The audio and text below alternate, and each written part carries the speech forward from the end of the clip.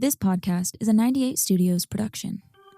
Today's the day, baby. Today's the day. Today's the day. Today's the motherfucking day. Today is the day. Today's the day. Today is the day. Today's the day. What up, everybody? Welcome back to Today's the Day with Zach Anderson. I'm excited for today's episode. Miss Shauna Smith, thank you so much for making it out here. I appreciate you. I know you're busy. Thank you for making the time. Thanks and for I'm having stoked. me. So a little background just on this. Just interviewed your husband, right? He recommended interviewing you. And frankly, when we've had wives come on, it's been awesome because it's a whole different perspective. But your perspective is actually unique. You're a very, very big part of everything, probably more than 50%, according to Andrew, of what he does. You're the CEO of the Savory Fund right now, which is awesome. So we're super excited to talk to you. Thank you so much for coming. Well, thanks for having me. It's so fun to get to know you guys. It's going to be Such a lot good of fun. time. Yeah. It's going to be a lot of fun. So first and foremost, just to get to know you, because I don't know you prior to this. So everyone's going to be kind of learning about you as I do, which is kind of fun for me. Okay. Because a lot of people I have on, I already know, I've talked to a bunch, and I'm rehearing stories, or sometimes I hear new stories, and it's a lot of fun, but everything's going to be brand new for me, which I'm excited. And I'm excited to get to Savory Fund, but rewinding, tell us about you. Who am I? Yeah, Okay. Who are you? Well, I think, sometimes I think about why you may not have ever heard of me. And I actually am not one who is always out in the limelight or promoting myself. So I love that you don't know who I am. I'm kind of usually the person behind the curtain, doing all the work behind there. I like it. But when I think about, let's go back in time a little bit. So I am Southern, born and raised in Alabama. Well, actually born in Florida. So born in kind of the Jacksonville area, a teeny little town called Palatka, Florida. And then probably within the first year or two of my life, my family moved to Dothan. Dothan, bottom corner. Yes. Okay, so I lived in Auburn for a little while. Oh, Birmingham. stop No, I'm it. dead. I love Alabama. Oh, I my love goodness. Alabama. I know Dothan. Okay. Well, Absolutely. That's awesome. I miss so many things about the South. And what I love about, I just love that I'm from there and that I get to go back. My roots are there. I reflect often on my roots, and it's just part of who I am. It's part of my DNA, which fast forwarding, hospitality has been Massive. in my DNA for, all of my life. And it's not a myth. Southern hospitality is real. Yes. Like real. I love It Alabama. is. The people are amazing. It's funny because I'm reading this book called Unreasonable Hospitality, and it's all about what hospitality actually is. And, there's service, and service is something you do, but hospitality, it's how you make people feel. And that's what I've thought about ever since reading this book. Like, that's the difference. Like going over to family dinners and being entertained in the South. That's it's so all true. about the feel, and That's so true. how welcoming everyone is, and how, warm. somehow food always makes its way into the conversation. And Always. so you break bread together. I still tell everyone I do not eat alone. It's just how I was raised. Eventually someone showed up and you were going to eat with someone. I love it. Alabama is a special place. Todd Peterson, one of my really good friends, did you know his wife is from Alabama, Huntsville? Yes. Okay. You know that, Huntsville. I need to hear this story from her because I've heard from other people that she is from Alabama. She's and from that Alabama, she and Alabama. I need to compare notes. Yeah, I would be curious. I'm very curious. I want to hear about your Dothan. Well, upbringing. there's the prim and proper, well-mannered version of the South. And then there's the wild folks of the South. And I don't even know what word is appropriate to describe us other than we're People just can imagine. classic Southerners. We love it. And that's my family. And I love them. Yeah. Grew up actually working on a farm. And we didn't live on the farm. It was kind of more something we did after school or on weekends. And I just loved being outside, being with nature, being with animals. So that's kind of always something that I've loved and been surrounded by. And also learned how to work hard. Both of my parents were very hardworking. And so they were great examples. So what was that like? So in Dothan, hard workers, what does that mean? How many siblings? And what was the whole dynamic as you were coming I will up? go into the details. Let's do it. So, and actually, this is where I'm going to refrain from hopefully crying because there was a little bit of a traumatic childhood. So I have 5 brothers and sisters, and 2 of my sisters live here in Utah. One brother lives in St. George, and then one brother lives still back at home in Florida. And when I was 13, 14, my parents got divorced. And it wasn't just like this sweet little divorce. It was kind of messy and, just kind of one of those things where it's just gnarly and it really affects someone. Mhm. And especially I was the oldest child, oldest daughter. And I just saw it play out firsthand. And we had this picture perfect family that I thought. And then all of a sudden, my mom decided she did not want to be a mom anymore and literally left. And yeah, it was just a weird thing. See what happens? It's I turned okay. into a teenager when I No, talk that's about okay. it. It's Anyway. 100% okay. No, Anyway. I understand that. So then you got to take on mom role, I assume, a little bit. Absolutely. Oh, bless you. Tissues. We had those out last episode. Don't worry. Oh my goodness. Here I am with the tears. Anyway, so yeah, I became the mom in the family, which actually, like looking back, I learned so much and it prepared me for a lot of what I'm doing now. But it was hard and it was sad. Yeah. So my dad was so sweet and he was like, well, if I'm going to be a single dad raising a family of 5, I really do need to find a good village around me. Mm-hmm. And we decided to move from Alabama to Utah. Was there LDS? Were you guys LDS? Yes. Okay. This is making sense. So he knew that there would be a good village surrounding all of us with love and just helping raise this cute little family. So anyway, we moved out here and I found myself going to Pleasant Grove High School.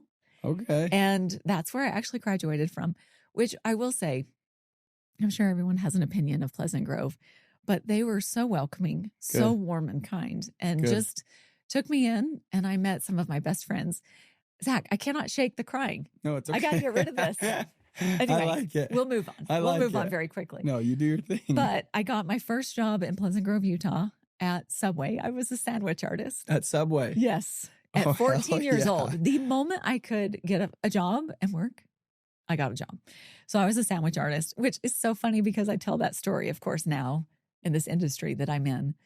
And people always laugh when I say my first job, I was a sandwich artist. They love it. Yeah. That's incredible. I love that. I have some of my best friends from PG, so I love PG. I grew up right on the Linden-Orem border, so I went to the junior highs that go to PG as well. Great spot. So I know a lot of PG. Yep, That's awesome. PG took good care of me. I still owe them so much. And like my son, we've played them in football over the years, and I have a really hard time not also cheering for them as well. So that's awesome. We cheer for both. That's so cool. And that was from, you said you were how old? Mid-teens?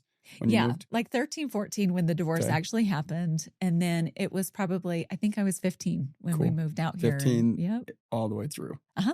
That is so awesome. I've been here since. There you go. I like it. And Utah has been so good to us. I love Utah. I love Utah. I always thought, because I grew up here, I'm like, oh, I can't wait to get out of Utah. Can't wait to move away. Like that, it was like the cool thing to say. Then I moved to Memphis, Tennessee, and I was like, I'm moving back to Utah. Yeah. Then I moved to Little Rock, Arkansas, and I'm like, I'm moving back to Utah. Lived in Alabama. I've lived all over with my work. And like the more time I spend away from Utah, the more I'm like, that's where I want to go raise my family for sure. I love it. Like it's you just appreciate it when you go away from it. That's the same as anything. And I hear people say things that are not so kind about Utah. And I think you just haven't gotten out enough. 1,000%. Like you don't like that because you don't know what the alternative is. You just are just choosing to be negative about it. Go somewhere else. Absolutely. No, I love Utah. Okay, cool. So then fast forward, you go and you graduate high school. Yeah. You for your first job, you're a sandwich artist at Subway. Mm-hmm. And then post high school, what's the game plan? What's your life plan? Do you feel obligated to take care of the little siblings? Like what's there were lots of ties still to home. And at that time, literally right when I was graduating high school, my dad got married. Let's go. He met a very nice woman. They actually ended up splitting up a few years later. But at the time, it was so nice because I was able to be like, okay, you guys have someone else that can hang out with you, take care of you. I'm going to actually go off to college. I didn't go far. I moved out to Provo, Utah. Okay. And went BYU. to UVU. Oh, UVU? Me too. I wasn't smart enough for BYU. I wasn't either. No, I wasn't smart enough for UVU either. I lasted 2 semesters. So you got me beat. And hey, that's where I mean, just to fast forward a little bit, met my husband, and I'm sure we'll get into more of those details, but I ended up meeting him getting pregnant soon after we were married and didn't end up finishing my college degree. Right. All so those we're years. both UVU dropouts. Yeah. Community college dropouts. And Let's I go. serve on the foundation board, and I'm like, I'm sorry, I'm a bad example. But someday, awesome. That's great. I'll graduate. Someday, right? Yes. I love that. So then going to UVU, was it a Yes. blast? Was it different? Was it shell shock? Was it? No, it was what was your great. It was experience? easy. I was always a pretty easygoing person, and I think that's been my personality. So I've just, whatever I've been doing, I've just enjoyed it. So I really loved moving out, living on my own, having roommates, dating, just having a good time. That's awesome. I love that. So I want to ask you a question, and I wanted to let you get through the crying first, because I might make you cry again. Thank you. No more tears. You're talking. It's okay if so. I don't mind it, but I didn't want to make you try and talk while you were crying. You said you learned a lot of things when you got to go be mom for a little bit. Yeah. Right. What were some of those things? Oh, If you don't mind me asking. Gosh. Well, I think as a teenager, so I look back and I think I'm not going to cry this time. I might have to hold them back though. Okay.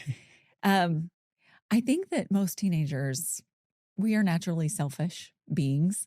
And as a teenager, you're transitioning into that place. And I actually didn't get to be selfish. Yeah. So it kind of removed that whole stage for me. And yes, there were selfish moments. Don't get me wrong. I'm normal. Yep. But I remember nights where it was like, should I go to the basketball game with my friends on a Friday night, or should I stay home and wash my sister's soccer jersey because she's got a game in the morning? And so then I would stay home and do that, and then maybe hang out with the friends a little later after the game. Yep. But some of those choices, I look back and I'm like, who was I? I was a pretty okay kid. That's you know? awesome. Yeah. So I think that it helped me become a little more well-rounded, a little more selfless. It also bonded us together. So you learn very quickly. And as teenagers, you're not always drawn to your family. Yep. And you're kind of like, I'm too cool for them. Yep.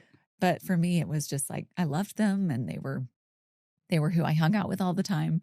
So those were some of the lessons. That's amazing. I'm trying to think if there were any others. I'm sure I'm missing a million lessons. You'll think of a million more, but no, that's awesome. That's like, yeah. That's big time. That's blessing in disguise at Yeah. the end of the day, which is really cool. But when I think about even like the role I'm in, so many people ask me, what prepared you for this role? And what I will say, whether it was those years or actual motherhood, it's motherhood. It teaches you so much. Yeah. How to multitask, how to deal with different personalities, how to confront different situations, Yeah. how to problem solve. Yeah. How it just all of these little And you've had two goes at things. that. Yeah. Well, multiple sense, but two goes Yeah. being motherhood now and motherhood then. That's cool. Yes. Very So cool. That's taught me a lot. Moms are superheroes, and it's crazy. It is crazy. Yeah. My mom, my parents split up as well, and that was very, very cool to see how my mom did things and navigated. Oh. It's very cool. It's crazy. I couldn't have done it. No. That's awesome. I love that. So then in community college, it's going easy going, everything Yep. like that. You're enjoying your time. Then what? Well, I'm wondering if there's any other catalyst. Then what? just enjoying my time at that point and going to school and just having fun. And Andrew did share with me his version of how we met. I want to hear your version. Which actually, it's pretty close. It's pretty accurate? Yeah, it is. I was having a great time. We were messing with him a little bit. I was having a good time. It was funny. It was pretty accurate, though. I'm trying to think if there was anything that was off. Retell it from yours entirely. Don't worry about his. Well, we were having a great summer, my roommates and I remember kind of a new batch of people moving in, Mm-hmm. and this was in August, and this group of boys in an apartment, we got to know them a little bit, and one of them asked me on a date Mm-hmm. and said, "Hey, I'm going on this group date with a bunch of my mission companions. I'd love for you to go." And what I will say, the other side of this story is that at the time I was like, I really don't want to go. Mm-hmm. I don't know that you're my type. Yeah. And it was kind of but one you of went those. out of pity. But, well, not even pity. It was just like, you know what? What's the worst that could happen? We're going to have Okay, a fun cool. time. I'll have fun. I'll meet new people Cool. and we'll have a good time because he's at least very nice. Yep. So it really was just saying yes to something I would otherwise say no to, which actually is like a life lesson for me in itself. I like that. But so I said yes, and we go, and I'm sitting in this family room of a bunch of people. I don't know anyone. I'm shaking hands. I'm saying hello, and all of them are talking about this mission companion of theirs, Andrew Smith, and they're comparing Andrew Smith's stories, and they're talking about how cool and great he is, and I'm like, oh, this Andrew Smith guy, he sounds pretty cool. Like, he might be my type. Yes. Yeah. So I'm just, listening. And then another couple walks in, and all of a sudden the room erupts. And it's like the life of the party has arrived. And lo and behold, it's Andrew Smith. Yep. So he comes in, and meet him, and we all hang out together that night. And of course, I'm like, that's the type of person I would want to be with. You're But a go-getter. I like it. apparently he looks taken. I don't know what's going on there. And she seems like a catch. So that's great. Well, anyway, he ended up moving into that room or that apartment full of dudes. And so then he's like in the same Circle. apartment as me, in the same circle. And so we're seeing each other at different things and hanging out. Well, one of the nights that we're hanging out, one of the roommates was like, yeah, I don't know if he's as married as you think he is, or something like that. And I was like, really? And that is when the next day I'm just like, I'm just going to call over there and see what happens. So I do call over. Andrew Smith answers the phone, and he's like, oh, hey, let me get Joey for you. And I'm like, oh no, I'm calling for you. I'm just calling to see when you're going to ask me out. I love it. And this is against my entire personality. I am a Southern, well-mannered girl. Yeah. We don't do things like that. You went for it, though. But I did. You sent it. And yes. And for me, it was like, I'm just putting it out there, I guess. I don't know what is going to happen.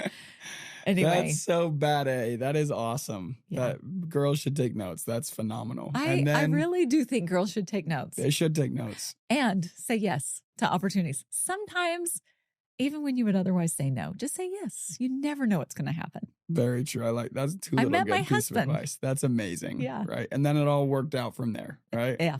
The rest is history. That's awesome. Because from what it sounds like from his side of the story, for anyone who's listened or hasn't, he was basically waiting for that call in a way as well, but couldn't really be waiting for that call because he was kind of taken. Yep.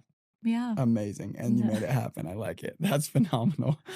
Okay, Yes. great. So then how did you get from there to you guys are now full on partners in what you do, and you do something very, very big, which is I want to ask advice on that, and I'm curious on that. But how did you get from there to here? Yeah, that is an interesting leap, isn't it? Yeah. Well, for years, so we had our first son, Christian.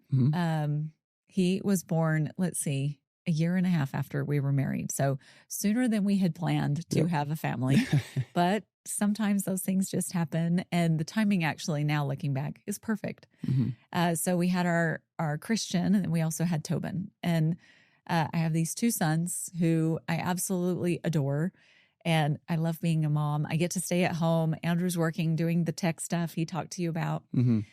And I'm enjoying my life. I love being a mom. I love being a wife. I feel that I have more to give, though. There's something in me that's like, I want to do a little more. Yep. So Christian is 7. Tobin is 1.5. And I decide that I want to do something. And what I want to do is open a restaurant. And the reason why a restaurant, really, when I think of that whole thing, that thought of necessity is the mother of invention. Yep. We had just moved to a new area and there were no restaurants. Yeah. And I was hungry. Yeah. And I didn't want to drive 30 minutes every time to get something. So I was like, surely there's room for something in our neighborhood. And we ended up opening a little bakery and opening that in the middle of 2008, which is terrible timing. And I actually am not, I actually don't belong inside of a restaurant. I know nothing. I don't know how to operate a business. I'm hospitable. I know how to welcome people. Got it.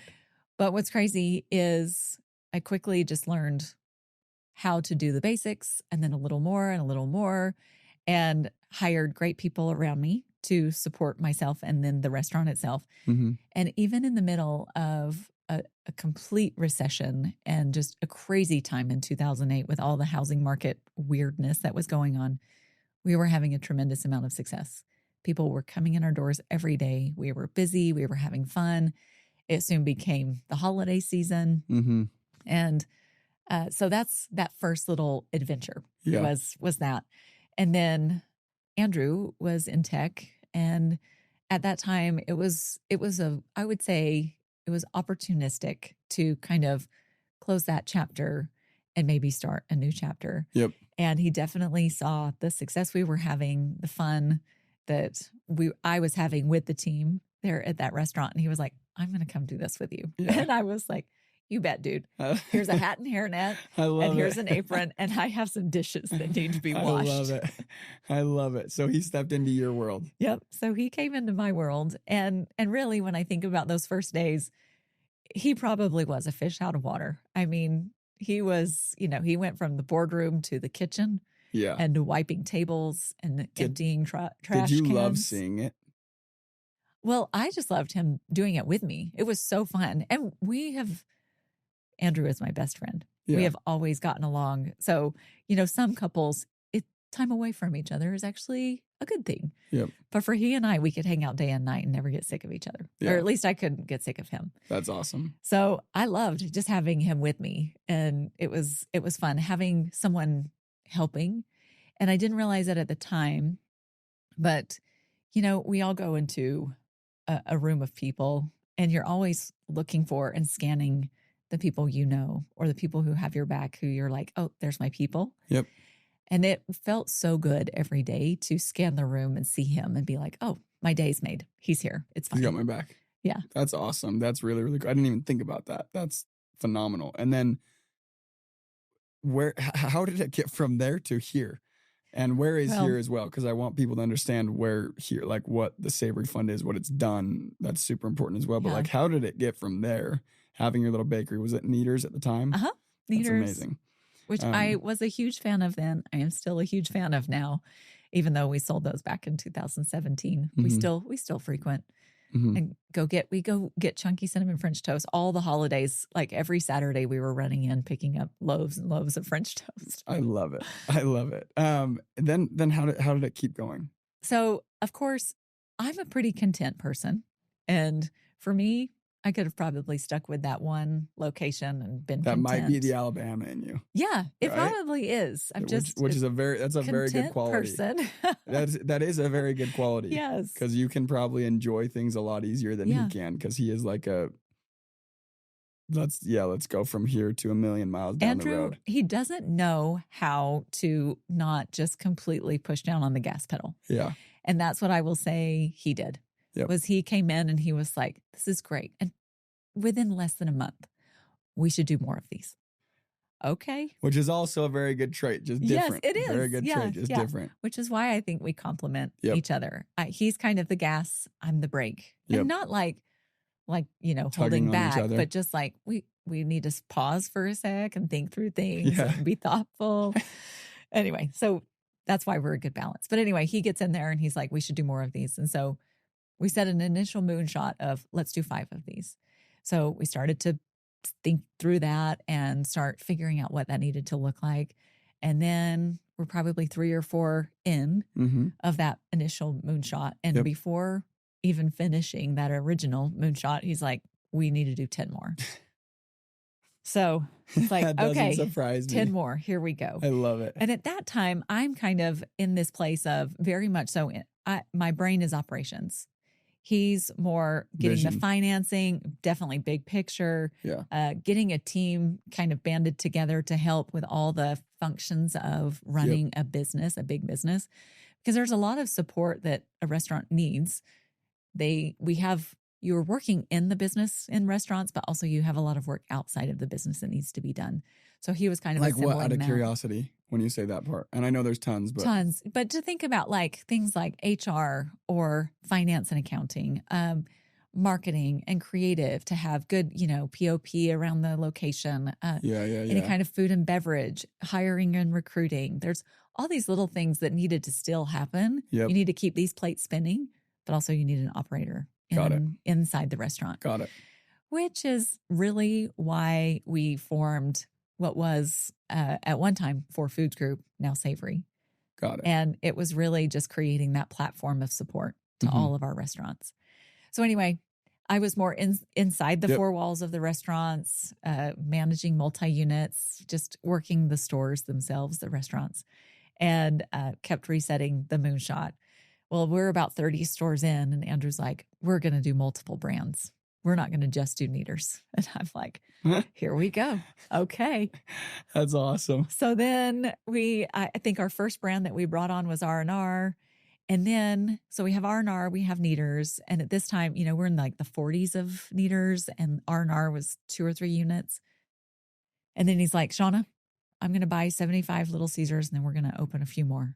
And he like walks by my office and says this. And I'm like, of course we are. That makes total sense. Yes. You're like, I expected that this morning. Actually, when he walked by, I mean, I hope it's okay to say this, but I was like, what the hell?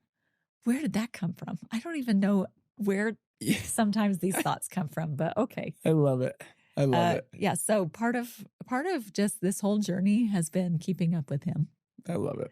And also having his back on the operations Keeping side. his feet on the ground. Like, we're a good partnership that way. Good. So, many moonshots later, many brands later, we then, I will not go into the full story of sharing how Savory Fund came to be, but essentially back to that whole necessity is the mother of invention. We were at a juncture where we needed to fund our growth and open new restaurants. It's not, they actually do make a great profit, but if you're wanting to open a lot of stores also at the same time, they don't necessarily always fund their own growth. Correct. So we needed additional funding for that. And that is why we needed to fund our own growth with becoming our own fund. So it's amazing. Savory Fund, 2017. That's when all of that came to be. 18, 17. It's a blur now. I love that. Just mayhem it sounds like with him. And that's so freaking fun. It's that's keeping awesome. up.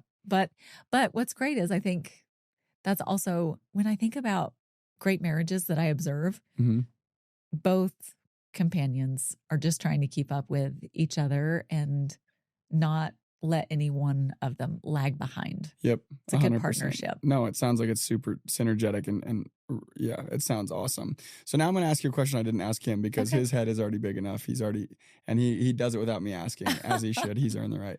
I want you to go and explain, like, when people are hearing this, and I know it because I've heard people talk about it, and since meeting Andrew, I've started asking about it and like realizing how big the Savory Fund is, what you guys have done is it. And I know this is probably uncomfortable to you. That's why I asked you and I didn't ask him because he would have loved if I asked this. I want you to like brag about it and like help people understand exactly what it is you guys have already done. Okay. Right? Because I mean, you just talked about opening 75 Little Caesars, like or purchasing 75 and then opening more, like you kind of just blew by that. I want people to understand how big it actually is and what you guys do because it's super impressive. It's really, really impressive. Well, here is what I will tell you. Confession. I don't think we're that big. Hey, everybody, I want to take a quick break to let you guys know if you like anything that you see on the podcast, from the photos to the social media clips to the audio itself, the video, and even the studio set, all of this is provided by 98 Studios and the team. So if you guys are interested in starting a podcast, if you want to take your podcast to the next level, if you guys need creative work done, if you need photo, if you need to rent a space, any of the above, 98 Studios is the place to do it. So once again, if you like how we do things, they handle everything from A to Z. All I do is I show up and I interview. They do branding, they do design, they do everything. If you guys are interested in getting in contact with them, it's the number 9, the number 8, studios.co. So once again, it's number 9, number 8, studios.co. And make sure you do stuff the right way. It's your legacy. Our heads are down operating. I will tell you. I literally came out of 2 back-to-back operations meetings and literally drove my car straight here. I love it. Okay, so what have we done? So if I'm thinking about by the numbers, let me just think through this because I don't always have the most accurate, but the last time I checked, over our career, which has been 15 years, we have opened and operated over 400 restaurants, which that alone is a feat. That is unbelievable. It's crazy. That is crazy. When I think about how hard it is, that is a big accomplishment. Yeah, 1,000%. So we've opened all of those and funded them, of course. And then when it comes to job creation, I cannot remember the last number. It was tens of thousands though.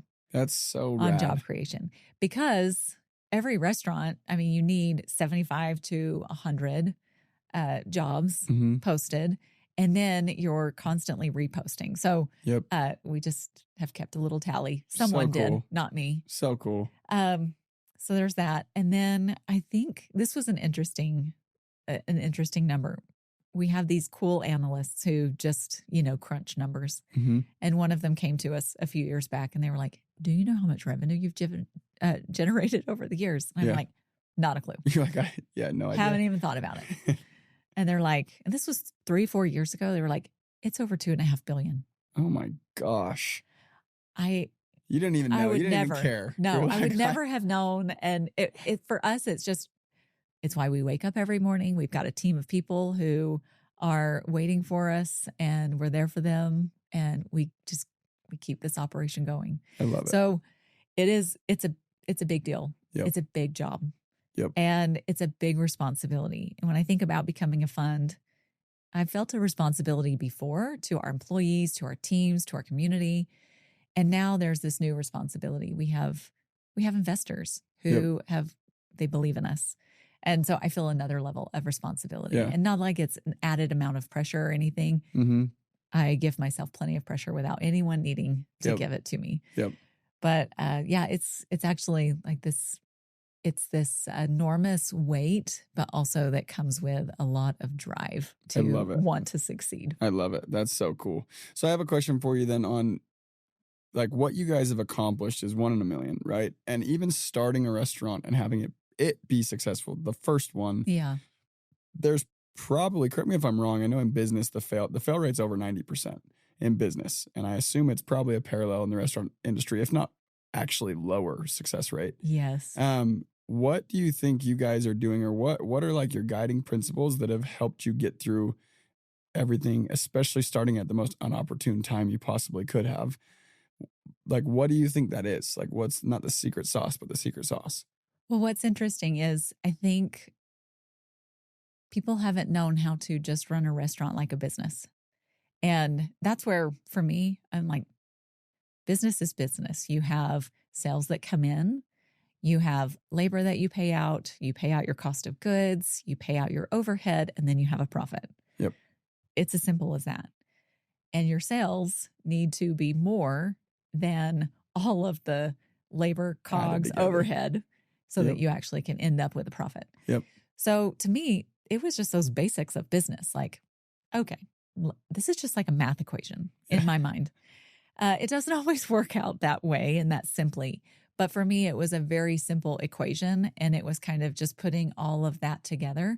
So originally, one of the things that I didn't really compute and that I had to learn was if my sales are $2.5 million, then this is how many labor dollars I have. And this is how much I have to spend on a daily basis, on a weekly basis, on a monthly basis, and breaking that down. Yep. And then giving myself those numbers and then saying, now write a schedule and going about it that way. So you broke it down backwards. So yeah, That's a little awesome. bit of just like, it was, like I said, it was just a math equation. And really when I think of Andrew's understanding of business, that's all that we've done is we've just run it like a business that we expect to be profitable. Yep. And if your sales are $1 million, well, you have less dollars to spend on labor. Yep. They'll figure it out. Yeah. And so you have, it's a percentage game, it's a math equation, it's just all of that. Yeah. So failure rate, I would say it's probably just people who maybe don't know their numbers or, I want to assume that everyone is wanting to do their very best and that they don't want to fail. Yeah. They just don't know exactly how to allow it to succeed. Yeah, that's awesome. I think that's phenomenal advice. I love how simple that is. That is great because I think a lot of people originally start a restaurant in the same frame of mind, like it's like a passion project type thing, and they don't attach I guess honestly the simple math that you have to go and attach, or just the business mindset going into it. Like you can definitely let that passion guide it and like lead it, but it has to be backed by something. There's no backbone. You have to have some passion, Yep. otherwise You have to. it's exhausting. Because if you're only in it for the numbers, that is also where you go and Yeah. fail. You have to have both. Yeah, you're going to get burned out. It's not going to be fun. So there has to be the balance of the two. Yeah. But if you really do want it to be something that sustains you, your family, your lifestyle, it has to turn a profit. Yeah, I love that. You guys work in a very high stress, or maybe it's not high stress, but you guys have a lot on your plate between you and him, right? And you guys are also married and you also have kids. So you have a lot on your plate on that front too. And you kind of attack it all together. What advice do you have? Like, how does that work? Boy. Because some people have a hard enough time just parenting together or just living together without parenting together or running a business together. You do all of it. Yep. How? Well, what I will say is it's not perfect. And the moment you expect it to be perfect, that's when it falls apart. So just, figuring things out along the way, one day at a time. Also, a lot of planning and scheduling things. But when I think about how we've been able to do it over the years, if I zoom out, what I really think about is how we've managed all of it. And I would say it comes down to almost like a game of triage. Like if we're in an emergency room, which one of you is bleeding out the most? Yeah. And who needs my attention immediately? Yeah. So go to that bullet wound first. Got it. And sometimes it's the children. And when they were younger, they would be sick or there was something that happened. And granted, at the time, by the way, I hired a nanny initially for 40 hours a week, 5 days a week, thinking that should be plenty. Oh, no. I needed a nanny for 80 hours a week, 6 days a week. Yeah. And so I had to hire two fairly quickly. But you have to surround yourself with a village of people who are going to help you accomplish this big goal and job that you are trying to accomplish. Yeah. It's great when you have a partner who's also supportive. So he helps with one bullet wound and I help with another. And sometimes it's the business, sometimes it's the family, sometimes it's the relationship. It just depends. And you just kind of take care of all of it and you keep the plate spinning. You prioritize things correctly. Yeah. That's really, really cool. I like that a lot. And it is nonstop. I mean, I have to say, if I were to, you have to be willing to put in the time and to put in the work to make any of this work. For sure. I love it. I love it. Nothing comes easy if it's worth it. That's great. So, kind of pivoting a little bit because your story is amazing. What you guys have done is amazing. How you guys do it is amazing. It's honestly really, You're so really cool. complimentary. I just feel Thank like this you. is my life. And this is who, and I want to hear all about your life. I'll hype you up all day. Thank you. What you guys have done really is awesome. And honestly, I love how you guys both move and navigate, communicate everything. You guys have been super, super cool to get to know a little bit. Kind of pivoting to more of like advice, because a lot of people, the reason that we go and we interview people who've done really big things is because you're just the same as everybody, right? In the best way possible, but you do some things or you have done some things different. So I guess my question for you, and I'll ask it both ways, whatever one you feel is a better answer, you can answer it that way. For someone who's coming into like their adult life or they're getting into they're finally figuring out their career or they have no idea what their career is going to be, what advice do you have for them going into it, or what would you avoid? Oh, And you have kids okay. of pretty close. How old's your oldest? My oldest is 23 now. Oh yeah. So like 23 and 18. So what advice for them and their friends? Like what is your advice? Okay. Boy, what would I do and what would I avoid? Well, first, when 2017-ish, Yep. I remember instituting a no asshole policy. And if you could avoid a-holes, I would highly recommend that. And that's the biggest, that's like my biggest, like, avoid that. Yep. Other than that, I have made so many mistakes. And what determines an asshole? Oh, good I question. need some clarity on that. Well, I think anytime you're around someone and they make you feel small, that's who they are. They need to make others feel small in order for them to feel big. Yep. So there's that. I think you can sense it. I know what my definition is of it. Yeah. I think that was a super fair explanation. If people make you feel small, it's absolutely a fair explanation. Yeah. There's a lot of other things, there's lots of ways to be an a-hole. Got it. So that's just one of rule them. one. I like that. That's very good advice. That's the only thing I would truly avoid. And then anything fatal, usually your friends and family will tell you if you're about to embark on something fatal. So listen to your friends and family. They love you.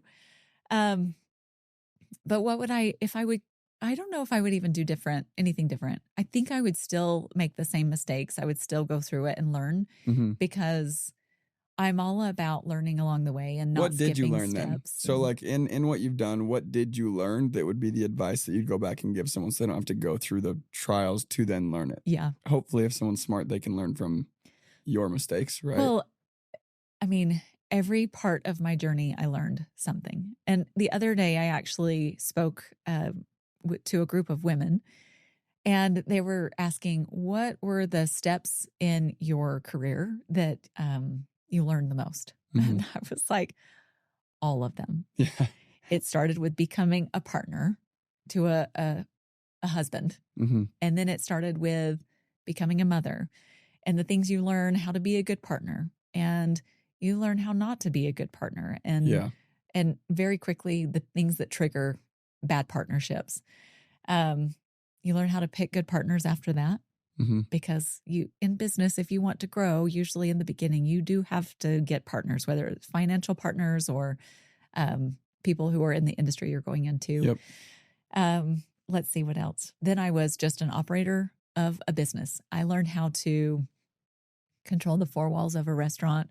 I learned how to run a team, how to communicate to customers, how to just overall operations. Yeah. And then went into this place of learning supply chain and running a warehouse. Yeah. And That's a weird figuring thought. all You of don't think that you'd have to do out. that. Right. That's cool. So there's some of that, and then learning retail and merchandising, and so much to learn in retail and merchandising, and so many dollars that were wasted on buying the wrong thing. Yeah. Because I bought according to what Shauna likes. And I learned very quickly, it's not about me. Mm-hmm. And that was not, I mean, I've learned that so many times since in other ways. It's actually not about me at all. Mm-hmm. It's about everyone else. If I want this business to succeed, it's actually not about me. It's about you. So, some of those, but every career, every role, I was the president before I was CEO. And even in that band of time, all of the things that I learned about big picture and financial oversight and governance, I needed to learn that. And it was because I had poor governance in certain areas of the business that I was like, oh my goodness, we have got to fix this immediately. Yeah. So there was some of that, you learn the hard way when it's like, this is a messy yarn ball. I got to unravel this whole thing. I love it. So when people are listening and they see what people have accomplished, sometimes they go and they kind of create a pedestal and they put people who are successful, quote unquote successful, on this pedestal, and they separate themselves from them. And then they view that as success. And to me, that's what leads to a ton of unhappiness. Yes. So a question for you, and I love asking people in your position or Andrew's position or all these people that we've had on, because from an outsider looking in, you are successful from the very basic view of it, like the most standard view that would be monetary and all of that stuff. How do you define success? Because you're in a place where people would say, oh, if I get to that point, then I'm definitely successful. But how do you view success? Oh, well, what I would learn or what I would share that I have learned over the years is I used to have the same view on successful people and what success looked like. And what I've learned is what success actually looks like. And it is that success is the result of hard work, of long hours, of commitment, of a lot of sacrifice, a lot of self-doubt, and a lot of blood, sweat, and tears. And a lot of moments when you feel like you're not successful, because failure is what sometimes success is the result of. Yep. You fail at times. And so what does success, like defining success for myself? How do you define it? Yep. Oh gosh. I guess for me, I'm proud every day of the work I do, of the people I do this work with, and of what keeps us motivated and driven. And for me, that's what success looks and feels like today. It might look different and feel different in a few years. Yep. I'm sure success for people at my juncture in this career is future retirement and a day when they don't have to do all of this stuff. I love what I do. I dread the day I have to retire, but I also am excited for the person who gets to take over for me and do this work because it's so fulfilling. It's so enjoyable. And I love serving. And I've always known I would serve people through food in some way. And so for me, it comes back to hospitality and just really how we make people feel. And that's why I love this work. I get to lead a team every single day, and we are hopefully making a little teeny fingerprint on the world. I love it. And I love that you mentioned and prefaced that it may change, because I think a lot of people get so stuck on like a certain idea or a certain destination is success, and it's not. Because once you get there, you have to go somewhere else. Otherwise, you're just dead. Yes. If you're not moving, not may as well be dead. That's pretty extreme. But there's always going to be something else, right? Yeah. And I think it's really cool that you mentioned that would change 100%. So, Shauna, again, I want to be respectful of your time and everyone's time. Hey. And you are so damn cool. You and your husband are awesome. Like, you guys have been so cool to get to know, and I look forward to getting to know you guys better.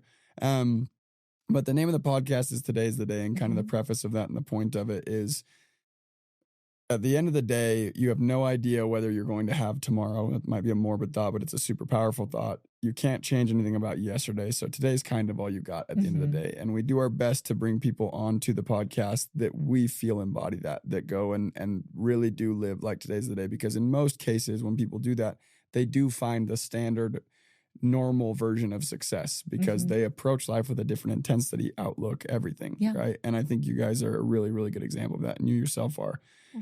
So my question for you, the last question to wrap it up, and I'll let you get out of here. What does that mean to you, and have you knowingly or unknowingly navigated life with that? If so, why? It's a long question, but. Well, I think it comes back to that. I'm content by nature, and I've always wanted to remember to just enjoy the day. And when I think about this year, I set a goal, and it's just one word, and my word is curious, because I feel that sometimes I get an idea of how something should be, or that my way is the only way, and we all have these moments. And what I've decided is, if I'm more curious, then every day I will learn something new. Yep. And I want to learn every single day. Yep. So when I think about how that looks playing out, I'm trying to be more curious every day. But one thing I've always tried to do is ensure that I end my day on a high note with my family. Every encounter that I have with people, I always say, I want to myself, I want to end this on a high note. Even if it was a hard conversation, we ended on a high note, because if it is the last thing we say to each other ever in our lives, I want it to be on a high note. So when I think today's the day, if it's the only day, hopefully I've ended all of my conversations on a high note, so that there's nothing that has been left unsaid. And I always say to our team, hug your people. I love that. I love that. Miss Shauna, you're awesome. Thank you so much for coming on. I appreciate you. I know you're busy, so I really appreciate it a lot. And Andrew as well. You guys are great, and you guys are a dynamic duo. So I appreciate you guys. Zach. It's good to get to know you guys. For everybody listening, thank you guys so much. And as always, much love. Until next time. Thank you guys so much for tuning in today. As always, it was a blast for me. I hope you got something out of this. If you got something out of this video of value, share this with a friend, and please go show your love. We're on all streaming platforms, including YouTube, Spotify, and Apple.